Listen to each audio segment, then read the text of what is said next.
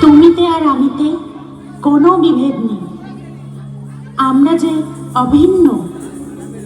তবুও তুমি যেহেতু চন্দ্রমুণ্ডকে বধ করেছ, তাই আজ থেকে জগতে তুমি চামুণ্ডা কালী নামে পরিচিত হবে।